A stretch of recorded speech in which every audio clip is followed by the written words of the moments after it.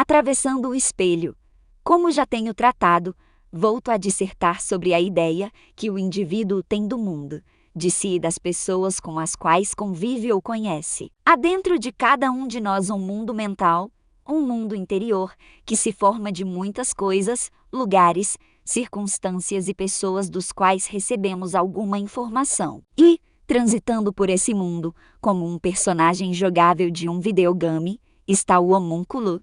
Este, como já devo ter dito, é outra construção como as anteriores, como todo o resto. O eu, para si, essa máscara para si mesmo, é o eu se montando pelo não-eu, e essa montagem é implacável. O homúnculo não possui liberdade de escolha do que vai ser. Desde que Eva comeu daquele maldito fruto que o ser humano, por ter por isso perdido Deus de vista, perdeu também sua definição de si, a imagem de Deus. O homem invisível agora vê tudo, menos a si mesmo. O resultado disso é o homúnculo torto, dado que o eu humano agora se define pelo que lhe é inferior. Agora, o animal veio para fora e se viu na selva, seu mundo, lar docilar.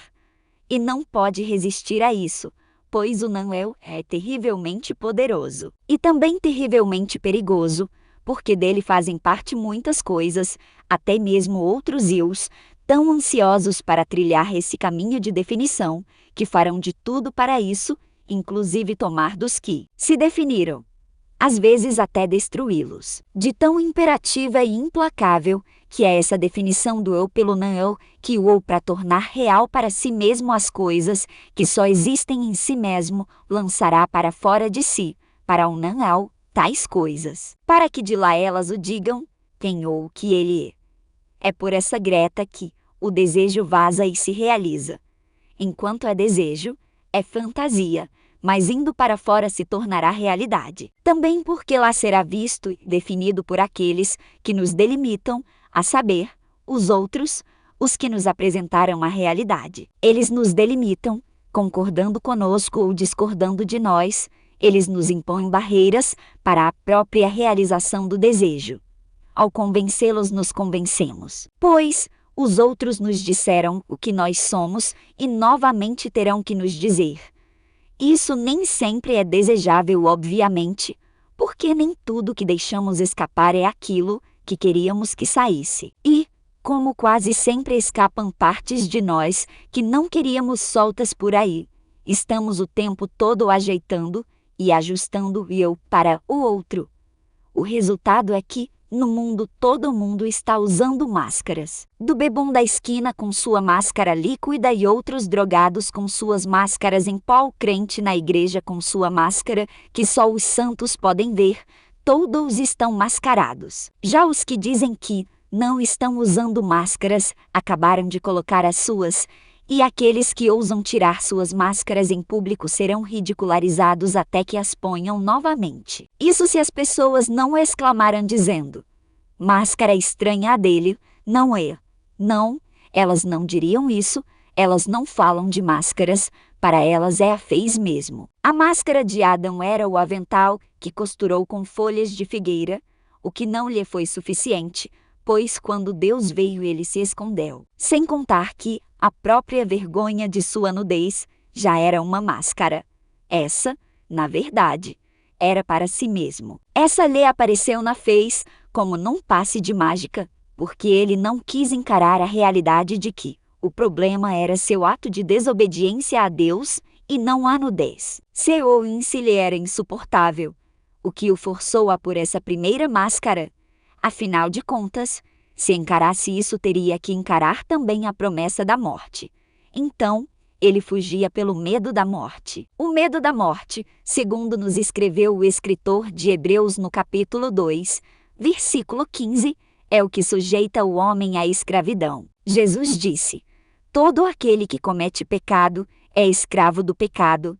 João 8, 34.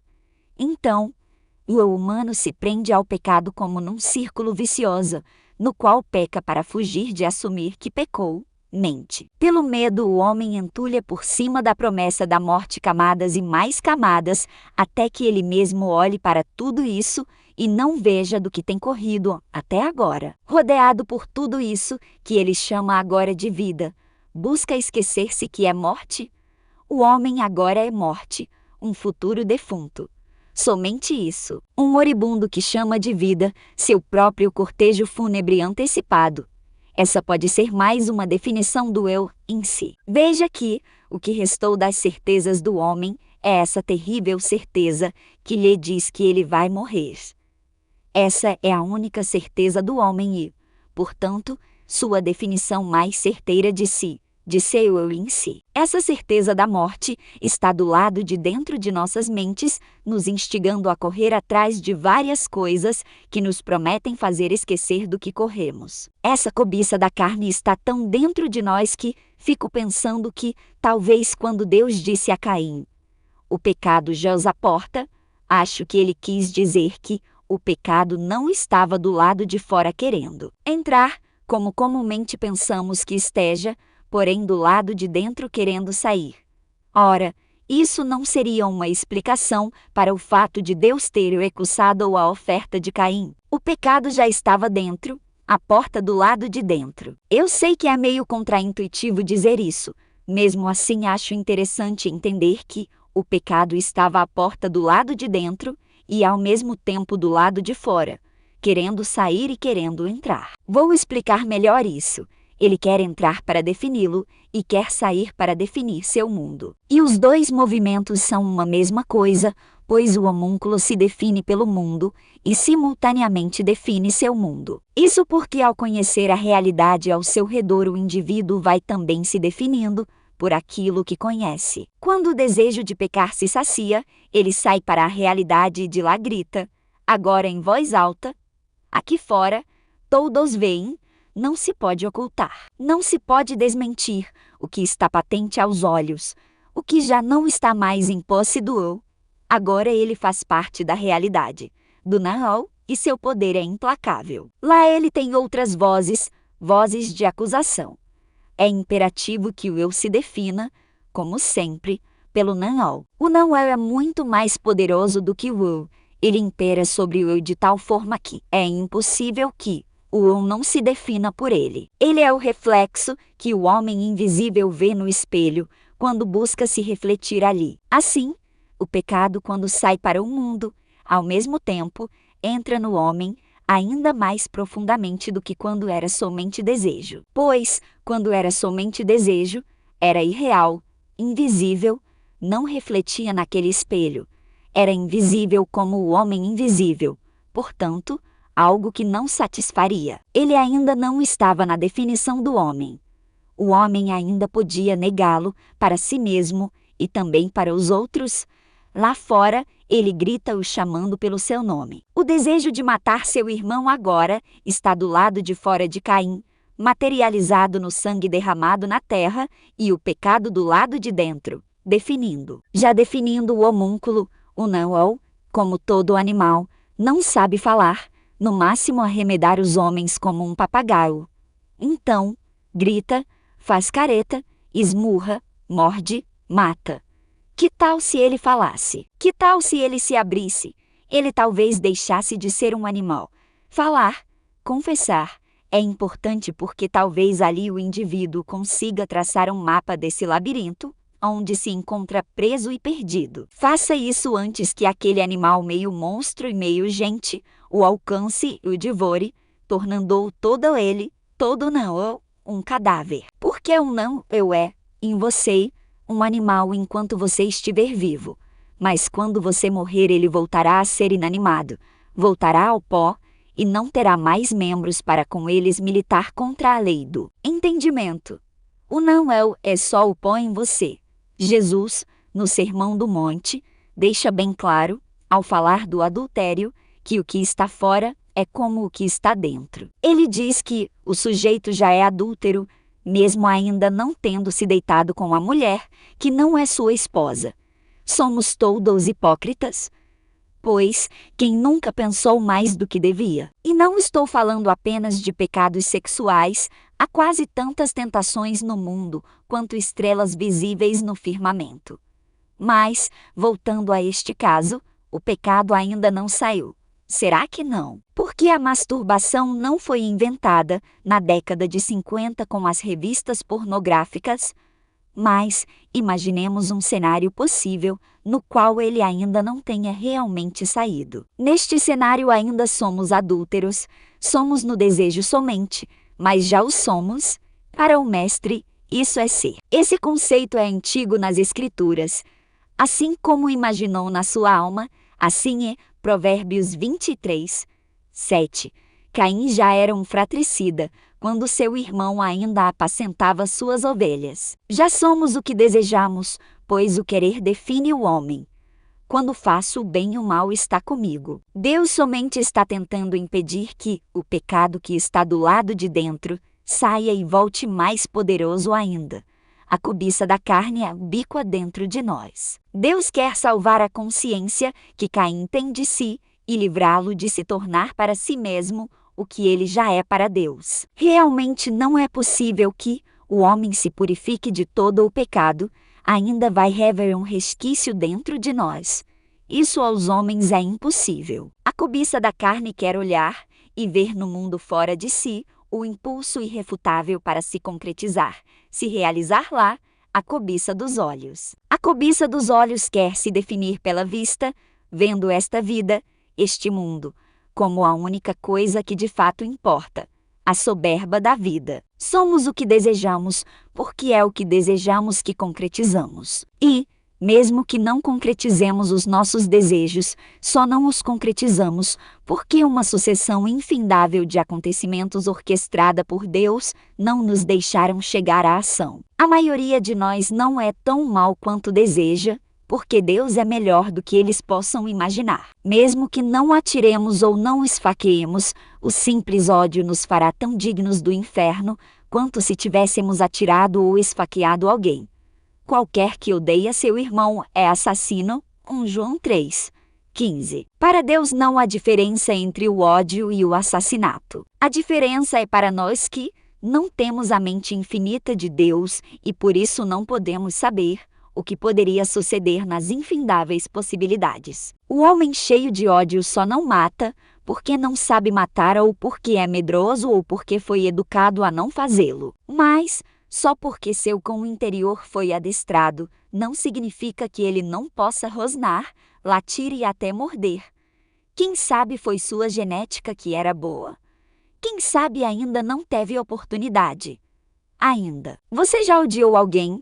Já teve inveja de alguém? Caramba! Olha quão perto você chegou disso.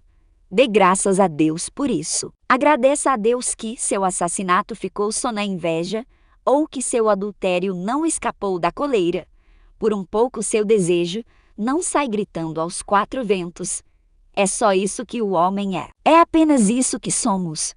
Nosso desejo de eliminar a concorrência não chega às vias de fato não por nós mesmos, porém por uma série de coisas que estão fora de nós. Afinal, como já disse, é o não que define o eu, embora o eu pense que seja o contrário, que seja ele o definidor do mundo.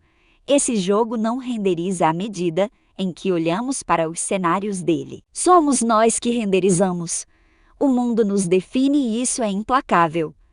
E por isso o eu se projeta no mundo. Por essa razão que o pecado quer escapar da coleira, quer sair para o mundo, para o não. Porque uma vez lá definirá o que está aqui, o eu.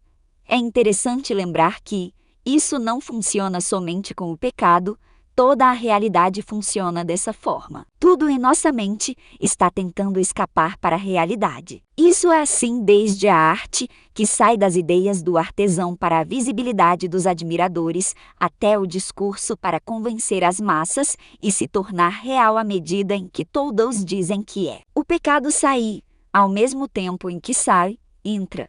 Sai o desejo, a cobiça, entra a realização. Sai a cobiça da carne pela cobiça dos olhos e se torna soberba da vida. Eu quero e olho para o mundo lá fora e vejo o que eu quero realizado lá. Então eu quero o que vejo. Por que eu não iria querer? Porque eu não teria o que eu quero. Quem me impedirá? Eu posso. E quando eu contradigo a lei de Deus, crio uma outra lei em mim. agora sou Deus e se cumpre a profecia satânica. Sereis como Deus. A soberba da vida chegou ao seu ápice, a saber, o coração de Satã. Para isso não pode haver castigo diferente do daquele que inaugurou essa loucura. Às vezes nos deparamos com a percepção de que desejamos algo terrível e rapidamente lançamos isso para fora antes que acreditemos nele. Na verdade, não acho que injetamos isso, porém que introjetamos no profundo de nosso ser, num lugar escuro, onde nem mesmo nós podemos ver. Se não fizemos nem falamos, ou melhor, confessamos, mesmo que num descuido, não lançamos fora, não nos livramos disso, só demos ao animal, aos membros que militam contra a lei do entendimento. Acho também que esse desejo esquecido estará de lá nos incomodando. Não tem como lançar fora um pensamento. Uma vez pensado, não será esquecido, principalmente quando se torna algo recorrente. O problema das coisas introjetadas é que elas serão projetadas no mundo de qualquer jeito.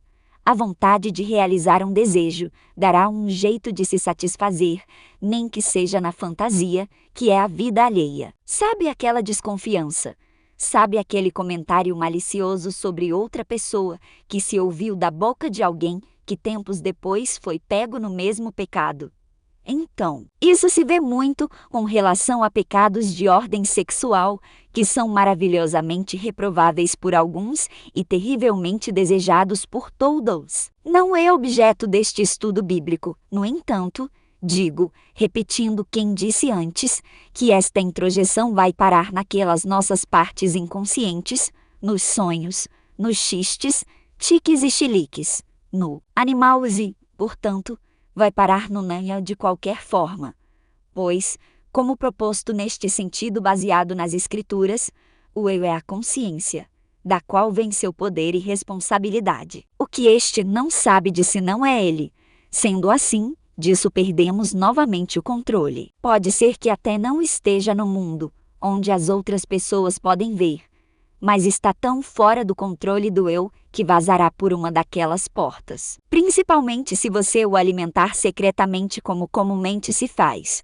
O que podemos extrair do conceito bíblico é que ele não aborda o inconsciente. E isso não significa que o inconsciente seja pouco importante, mas é porque é a vontade que o homem evidencia em si mesmo que importa para o homem que esteja se definindo em termos da responsabilidade com a eternidade.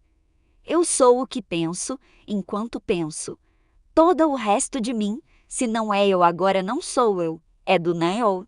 E nisso vemos quão poderoso é o não. Isso sem levar em conta algo que é evidenciado há muito por muitos estudiosos, que o que eu sou agora se alicerça sobre o inconsciente, o consciente está baseado no inconsciente. Mas, como nos apresenta a Escritura aqui, a salvação está atrelada à vontade humana.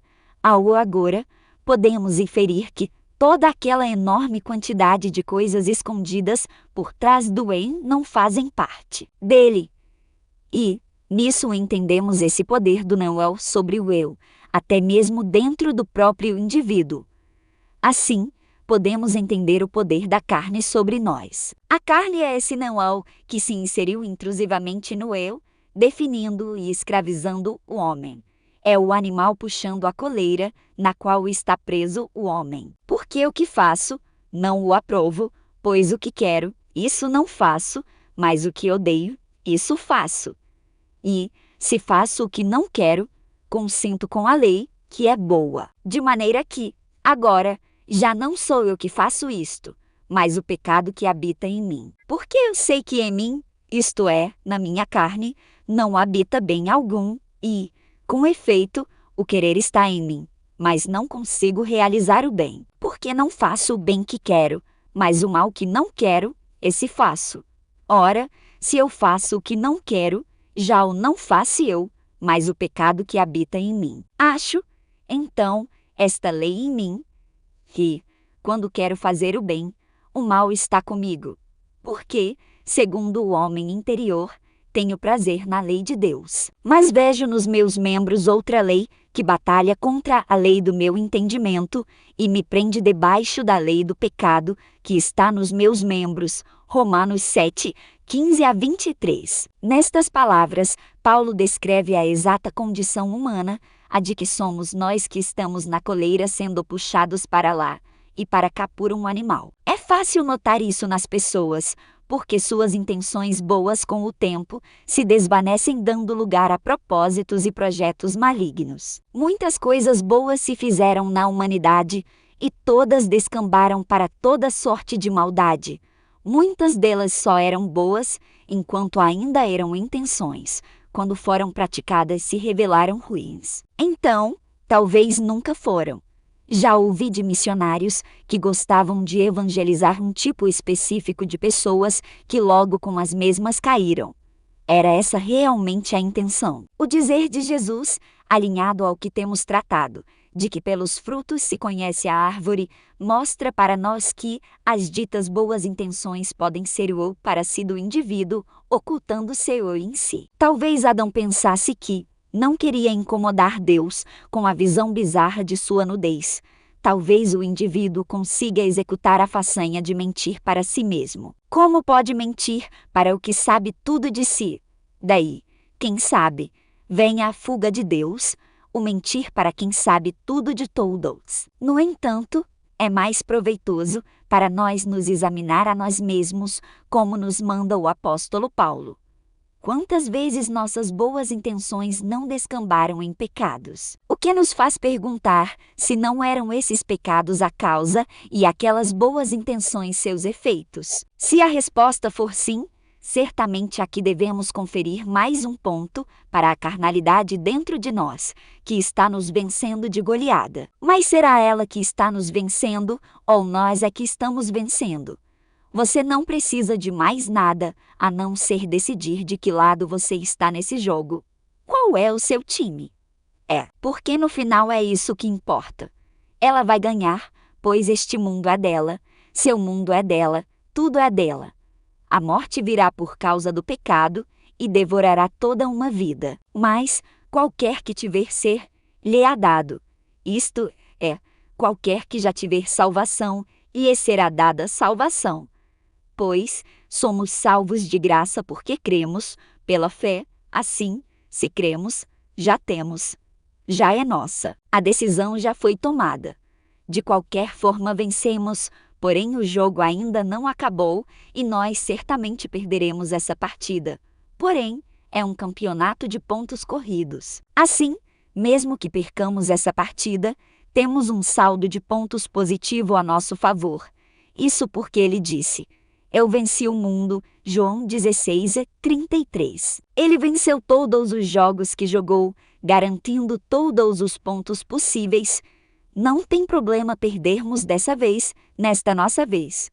O campeonato é nosso. Há dentro de nós umas leis que se contradizem, umas dizendo para fazermos e outras dizendo para que não façamos. E certamente usaremos a que diz para que façamos como impulso para não fazermos e aquela que diz para não fazermos como pretexto para então fazermos. E essa contradição é outra lei que parece querer imperar sobre todas. Paulo introduz aqui um paradoxo. Assim que eu mesmo, com o entendimento, sirvo a lei de Deus, mas, com a carne, a lei do pecado. Versículo 25. Diante de Deus, do conhecimento dele, o homem é paradoxal para si mesmo.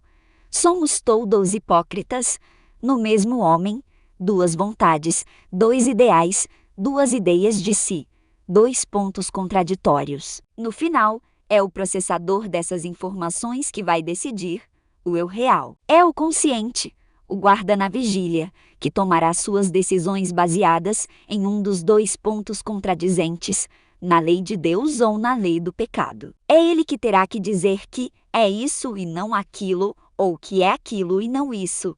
Pois, na Bíblia, ninguém discorda, arminiano ou calvinista, que existe a responsabilidade humana. E onde houver responsabilidade tem que ter havido vontade própria, decisão. Disso talvez discorde o calvinista mais ferrenho. Do contrário, Deus, no juízo final, vai julgar peças num tabuleiro de um jogo que ele inventou para poder jogar sozinho. É durante a vigília que as decisões serão tomadas, não durante o sono, não num sonho. É o que terá que voltar à parábola, reconstruí-la por meio do pleonasmo, isto é, desmontando um dos dois pontos contraditórios. Os dois não podem existir num só. Eu não posso fazer o bem e fazer o mal? Eu terei que dizer que não conheço o bem, que não sei do que estão falando, que não existe bem, só mal, ou que tudo é bom de alguma forma que a miopia proporcionada pelo tempo não me permite ver, ou que não existe nem bem nem mal. Esta última opção não é nada mais do que abraçar o mal novamente, como as demais. Ou apagamos o bem ou apagamos o mal. Na verdade, de qualquer forma, estaremos erguendo o mal. Porque, se dissermos que não há mal, só bem, estaremos automaticamente elegendo o mal ao cargo de bem. E não saberemos qual é qual. Mas, se deletarmos o bem, obviamente tudo será mal. E, se da mesma forma, acharmos que podemos deletar os dois, novamente não saberemos o que é o bem e o que é o mal. Pessoas que defendem esse tipo de visão costumeiramente também defendem o culpado, que chamam de coitado, e condenam o inocente, que chamaremos de abortado. O homem, ao tentar desfazer esse paradoxo sozinho, não poderá fazer mais nada além de erguer o mal.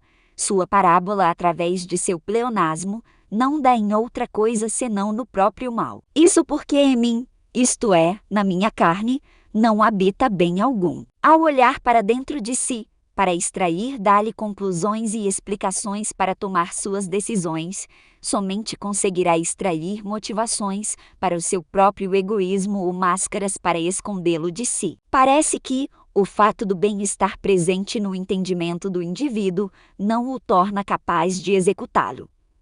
O bem é inexequível. Não, não é inexequível. Do contrário, nossa sociedade já teria colapsado. Porém, mesmo podendo executar o bem, ele não sai puro. Nosso bem é mal no final das contas. Facilmente, ele vai mostrando suas reais intenções e motivações. Parece que só soltamos, liberamos, o bem quando o pedágio foi pago, quando o mal entra. E isso aparenta ser tão profundo dentro de nós que dificilmente percebemos o que está acontecendo. Eu já vi a lascívia evangelizar e a luxúria trazer belíssimos sermões. No e em mim só há mal. Novamente, repito, em mim não habita bem alguém, e quando há bem, é somente um disfarce. Adão fugiu de Deus e achava que isso era um bem que estivera fazendo. Ele não queria escandalizar Deus. Ele não conhece o bem. Desta forma, o bem no homem é um disfarce para o seu mal. E é um farsa para si mesmo, para engodar sua própria consciência do bem, aquela lei do entendimento de Paulo. Nisso, ele acaba por se tornar apenas uma máscara para si mesmo, aquele eu para si. A cobiça da carne cria a cobiça dos olhos. O homem vê no mundo inerte e insensível a ele um chamado para pôr seu desejo em prática. O pecado que jaz à porta do lado de dentro enxerga no mundo sua materialização, sua realização, seu ato torna-se real e, portanto, inegável para o próprio indivíduo. Chamando-o do lado de fora, o pecado diz para Caim: Caim, repita comigo, é a minha maldade maior do que a que possa ser perdoada. Agora uma vida toda está definida, uma alma está perdida. Não há mais nada além de você e o mundo, e você é feito só do mundo. Você é tudo isso, ou melhor, é só isso, e isso só como liberdade para fazer o que quiser, para contrariar a lei de Deus. Eis aí a soberba da vida, a profecia da serpente. Sereis como Deus? Isso é um círculo vicioso, uma danação, maldição. Pois o pecado, a carne, é tudo em nós, como diz o apóstolo. Em mim, isto é, na minha carne. Eu e a minha carne somos um, a minha expressão neste mundo, o pecado. Ora, se eu faço o que não quero, já o não faço eu, mas o pecado que habita em mim. O pecado é tão tudo em mim que já não sou eu que faço isso, mas o pecado que habita em mim. Na verdade, Fui eu mesmo que fiz, eu e a minha carne, um só. Miserável homem que sou, eu estou preso nesta mádala maldita, nesta sucessão de mortes e vidas numa vida só. Encarar e enfrentar tudo isso como uma realidade é doloroso e absurdo demais.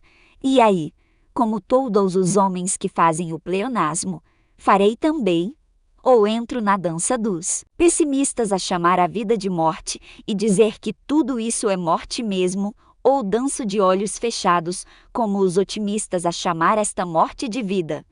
É o que todos fazem, não é? É apenas isso que eles fazem. Eles carregam o corpo desta morte, bailando abraçados com ele para lá e para cá, para lá e para cá. A solução deste problema está fora, o escape deste círculo vicioso está fora do seu circuito. O escape está em Deus, no seu meio de salvação. Como disse o apóstolo, dou graças a Deus por Jesus Cristo, nosso Senhor. Para sair dessa dança infernal, o homem vai ter que crer, confiar que Deus o ama de tal maneira que deu seu Filho único para que ele fosse salvo. Você sabia que a salvação ocorre da mesma forma que a perdição? E agora você já está pensando mal de mim. Deve estar pensando. Lá vem ele com essas novidades que parecem heresias. Isso é só porque não pensaram nisso antes. Disso eu não tenho culpa. Mas preste bem atenção ao que vou dizer. O pecado tenta sair de nós e se tornar no mundo uma realidade, porque é o mundo que nos define. Lá, do Noel, ele grita nosso nome dizendo quem somos, e dele nos parecerá não haver mais escapatória. Agora que o deixamos escapar, nós dele não temos mais como escapar. Com relação à salvação não é muito diferente, porque a salvação já tem aquele que crê que Deus o amou tanto que deu seu Filho à morte por ele. Se crê verdadeiramente já é um salvo. Isso não se pode negar, mas enquanto crê, isso é seu, não está no mundo, é um pensamento poderoso, pois é alimentado pelo Espírito Santo de Deus. Mas, ainda assim é um pensamento, não pertence ao mundo, à realidade definidora. E, se ele pensar bem, volta e meia se deparará com o terrível fato de que a realidade fora dele, isto é, fora deste se eu quero fazer o bem, essa realidade, o mundo, a carnalidade e o pecado, tentam provar o contrário, tentam impedir que o Espírito alimente sua fé. Quando digo que a salvação também funciona, da mesma forma porque a fé sem obras é morta. É necessário projetar isso no mundo, é necessário forçar o não-eu a se adequar, do contrário, você corre o risco de se conformar novamente com o mundo como era antes da renovação do entendimento. A sua salvação tem que se expandir para além de você, para além da sua caixa craniana. A renovação da mente tem que gerar transformação em si. Essa transformação lhe causará a desconformidade com o mundo. E digo, isso sempre estará mais dentro de sua cabeça do que fora dela. Pois, tais coisas entram e saem simultaneamente. Entram mesmo, saem mesmo. Isso se dá porque o mundo está lá fora e ao mesmo tempo aqui dentro de nossas cabeças, aquela réplica, há constantemente um fluxo de coisas saindo e refletindo naquela redoma e de lá nos definido, entrando de volta. Zaqueu, antes que fosse tarde demais, se levanta perante seu ilustre conviva e anuncia as boas novas. Senhor, eis que eu dou aos pobres metade dos meus bens. E, se em alguma coisa tenho defraudado alguém, o restituo quadruplicado. Lucas 19, 8. Talvez se Zaqueu não tivesse se levantado e dito o que disse, não ouviria da boca do mestre: hoje veio salvação a esta casa. Ele correu e logo projetou sua salvação no mundo, antes que viesse o maligno e a arrebatasse, ou até antes que chegassem a angústia e a perseguição, e se sentisse vítima, ou antes mesmo que viessem os cuidados deste mundo e a sedução das riquezas e a sufocassem. Ele a expôs antes que sua fé morresse. Qualquer que tiver, ser-lhe-á dado. O que esse qualquer já tem que lhe será dado. O que ele tem dentro dele, que já existe tanto do lado de fora. Pela graça sois salvos, mediante a fé. Quem crê já tem a salvação. Se você há tanto tempo habitando dentro de igrejas e ainda não tiver certeza da sua própria salvação, você certamente tem um problema. Seu problema é na cabeça. Não, não é loucura. É na mente. Não, não é demência. Ainda não lhe ocorreu a renovação da mente. O arrependimento, aquilo que nestes últimos tempos ficou famoso pelo termo grego metanoia, onde não há arrependimento e por isso não se segue o caminho rumo à fé viva, o que acontece são arremedos de arrependimento e de santidade seguidos de perseguição a pessoas que divergem até mesmo de opiniões. Assim, onde não há metanoia, sobra paranoia. E o que é isso? Ora, essa teima em achar que viu na realidade fora de si o que não viu. Muitos paranoicos no meio cristão perseguirão, porque querem projetar seus desejos e desconfianças nos outros. Isso é muito comum em pessoas que veem espiritualidade em tudo, nos que veem anjos e demônios em demasia. Estes homens e mulheres estão tentando forjar uma realização de seus anseios na realidade fora de suas cabeças. Eles estão tentando pôr para fora o que nem existe dentro deles. O resultado disso são esses arremedos de santidade e espiritualidade. Eu me lembro que, no princípio da minha conversão, havia uma senhora diabética que congregava na minha igreja. Um dia ela caiu e se feriu no gílio, que acabou infeccionando e, por decorrência do diabetes, teve que amputar a perna bem para cima daquele gílio.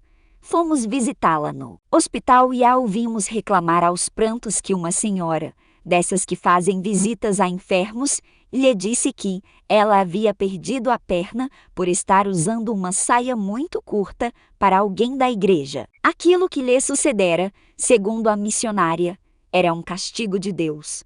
Não posso chamar isso de outra coisa senão de covardia. Essa paranoia absurda que vaza pela boca de alguns espirituais é evidência clara de que não aconteceu neles a renovação da mentalidade. Eles ainda estão lidando com um Deus pagão macabro, ou até mesmo com vários deles, já que reage de forma diferente a cada circunstância. Digo desde já que, se uma pessoa não tem uma ideia de amor, misericórdia e justiça corretas é porque ainda não lhe ocorreu a metanoia, e seu Deus ainda é tão torto quanto ela. Acho que, quando ela se endireitar, sua visão de Deus também vai se endireitar. Só então saberá quem é Deus. Quantos miados de gatos, latidos de cachorros e choro de bebês, interrompendo orações foram interpretados como investidas do diabo. Bem me lembro de um caso, não sei se verídico, de um irmão que voltou de uma sessão de orações na madrugada num monte, dizendo ter visto um anjo de costas com asas dobradas. Dizia ele poder ter visto até mesmo seus cabelos, que eram brancos e compridos e iam quase até tocar o chão. No dia seguinte, os fervorosos irmãos da igreja foram tentar ver o mesmo anjo. Ao chegarem lá, depararam-se com uma égua branca que pastava por ali. As asas dobradas daquele dito anjo eram as bandas de suas ancas e os cabelos, que chegavam até o chão, eram do seu rabo. As pessoas querem pôr para fora aquilo que tem dentro de si mesmas, o que dá em aberrações como essas por não serem a real espiritualidade. Isso acaba sempre nessas coisas estranhas, porque estas pessoas não têm em si o que dizem que têm. A mentira tem pontos de evidentes exageros. É uma espiritualidade fajuta que muitas vezes se mistura para poder se assegurar em dados e informações vindas do misticismo, do sincretismo com este. Não raras vezes se seguem palavras de sacerdotes e monges de outras matrizes religiosas para asseverar a novidade.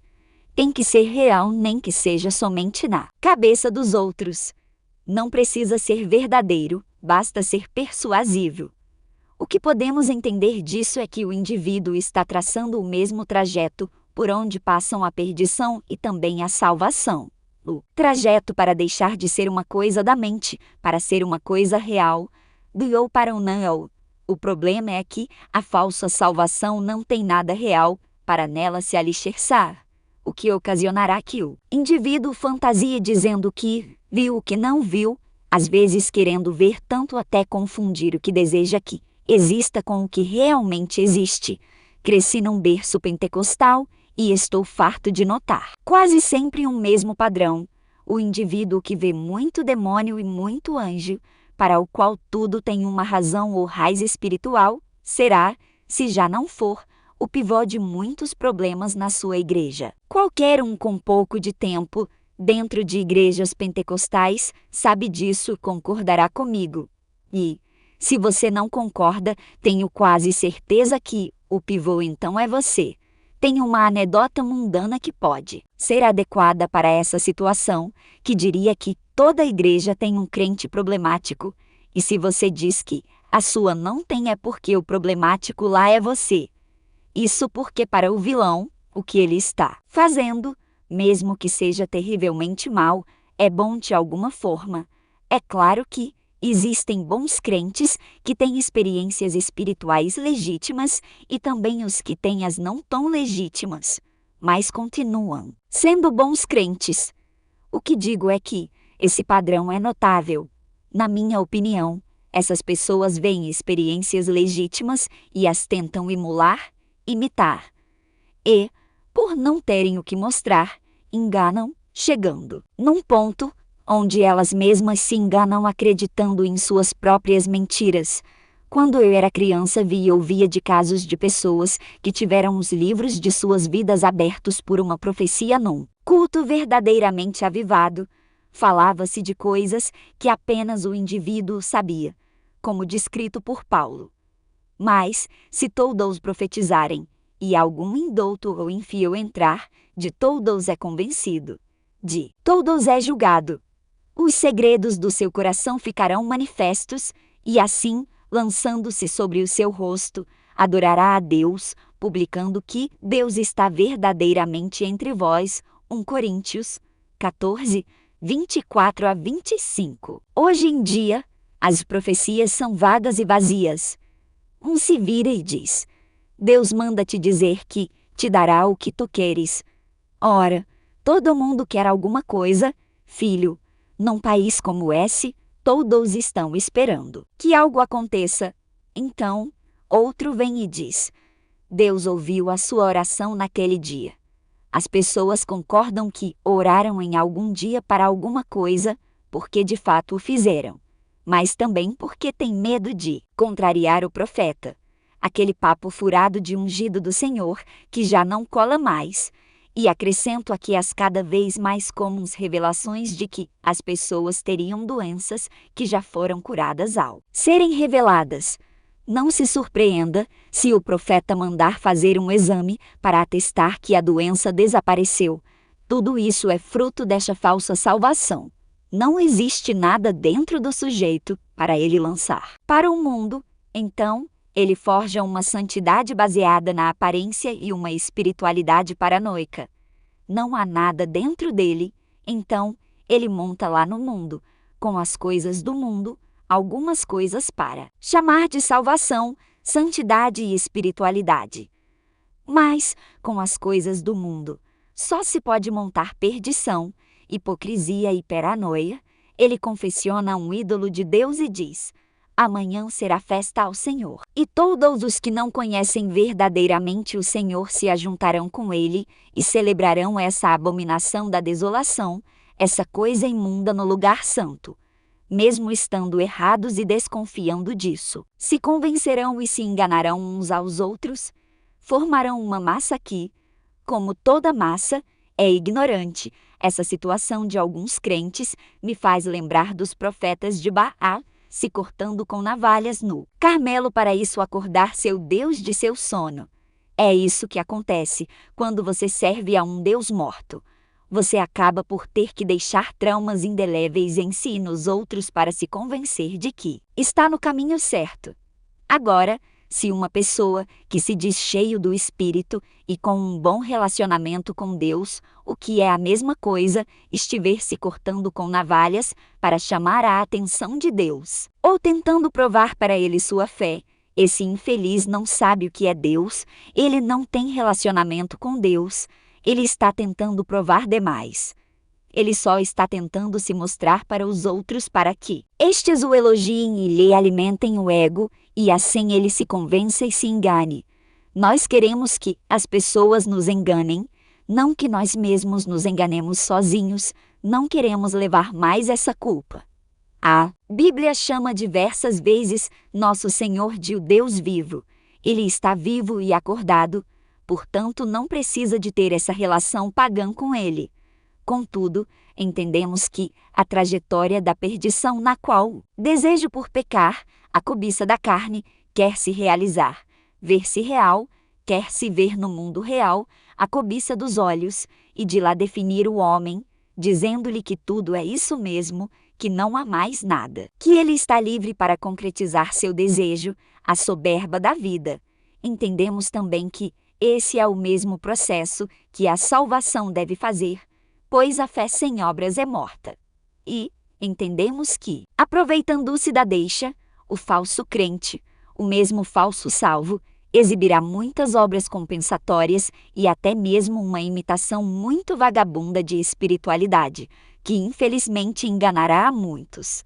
No entanto, não temo em dizer que esses muitos caíram nessas armadilhas não por falta de aviso. Neste caso, ninguém enganou ninguém, eles que se enganaram, e certamente se fazem indesculpáveis porque usaram o engano alheio como seu próprio. Essa conversa fiada de "a serpente me enganou e eu comi" nunca deu certo e não é agora que dará esse, digamos, método de expressão do ideal no real. Abrange muito mais do que somente as coisas tratadas aqui neste estudo, obviamente. Veja o caso dos relacionamentos, da amizade, do noivado, do matrimônio, pp. Exemplo. O que são as flores que você envia no dia dos namorados? O que é esse anel no seu dedo? Estas coisas são a tentativa de expor o que está dentro. Às vezes dá errado, sim. Às vezes parece ser uma coisa, mas é outra. Porém, não deixa de ser uma exteriorização do que está dentro. Porque, não raras vezes, os adultérios são enfeitados com ouro e brilhantes. Veja os casos dos escribas e fariseus esbanjando hipocrisia por onde passavam. De qualquer forma, eles estavam exteriorizando alguma coisa. Estamos constantemente lançando da nossa mente para o mundo. Nessa expressão estamos tentando o tempo todo imprimir na realidade um pouco de nós. E isso para que tenhamos certeza de que o que pensamos é verdade. Estamos tentando nos imprimir no mundo, estamos nos projetando como alguém que olha no espelho. O problema talvez seja porque estamos tratando a realidade totalmente insensível como um espelho. O resultado disso é que de lá virá muito mais do que injetamos e projetamos lá. Lá está o resto do animal que habita em nós. Esse método é também usado por Deus para imprimir em nós conhecimentos que ignoramos ou negligenciamos. Pois, como já tenho dito, à medida em que vamos conhecendo o não, vamos nos conhecendo. É a relação com a realidade que nos faz, por exemplo, descobrir nossos limites. E Deus usa isso. Volta e meio nos deparamos com situações que exigem de nós que hajamos com fidelidade, amor, confiança e outras atribuições cristãs. Às vezes, pedimos a Deus para nos mostrar como sermos, por exemplo, fiéis a Ele e de repente nos aparece uma situação que põe em xeque a fidelidade que nem tínhamos. Veja o caso da provação. Os crentes gostam de alardear que Deus lhes provou a fé. Eles falam como se Deus precisasse experimentar alguma coisa para saber dela. O Deus, que sabe de todas as coisas, já sabe se você é fiel ou não. Ele já conhece seu grau de fidelidade. Então, para que ele nos prova, não é para que, é para quem. E já vou logo dizendo que Deus não o prova nem para ele mesmo, nem para diabo algum, tampouco para qualquer outra pessoa, senão para você mesmo. O alvo do deserto é você. A razão do deserto é você. Deus só trouxe você para essa situação, para você mesmo saber o quanto você suporta, digamos assim, para você se conhecer e, portanto, para você saber quem é você. Mas, aí vai uma opinião minha. Eu acho que não é saber, é ser. É para você ser, talvez passar a ser, tornar-se. Enfim, o que quero dizer é que Deus está puxando para fora aquilo que só existe dentro. Ele está pondo seu potencial em evidência. Não para ele ou para outro, mas para você. Pois, uma coisa é certa. Se algo só existe dentro de você, não existe nem para você que falou que existe. Aí dentro qualquer um, incluindo você mesmo, pode desacreditar, desmentir. Então, Deus põe para fora. Ele faz você exprimir no mundo e, ao mesmo tempo, imprimir em si mesmo. Abraão, depois de ouvir: agora sei que temes a Deus, desce do monte com convicções que não podem ser abaladas por aqueles seus desvios do passado. O método é o mesmo, o eu se define pelo não-eu, e Deus respeita essa lei que Ele mesmo estabeleceu. Não tem jeito. O que está fora vai definir o que está dentro. E isso pode ser bom, como pode ser mal. É óbvio que a nossa mente quer dominar o não-eu, projetar-se nele, fazê-lo ser conforme ela é. Entretanto, mal sabe ela do poder do não-eu. Por mais que nos projetemos no mundo, essa projeção se introjeta em nós, talvez o eu saiba instintivamente do poder do não-eu, e é por isso que se projeta nele. É como se estivéssemos nos ajeitando no espelho, só que esse espelho não reflete nada, ele nem é espelho. Isso é enganoso. O não-eu não é um espelho, a realidade, o mundo fora de nossas cabeças, não reflete nada.